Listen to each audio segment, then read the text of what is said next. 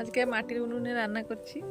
আজকে হচ্ছে উড়িষ্যার ফেমাস কাঞ্জি, নতুন রেসিপি নিয়ে চলে এসেছি। তোমরা দেখতে থাকো প্রথম থেকে শেষ অবধি কিভাবে কাঞ্জি তৈরি হয়।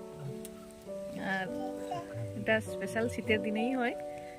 আর এতে কি কি সবজি দেওয়া হয়, কিভাবে হয়, সব কিছুই দেখাবো। এই যে প্রথমে উনুন ধরিয়ে নিয়েছি। অনেক বছর পর কাঞ্জি রান্না করছি।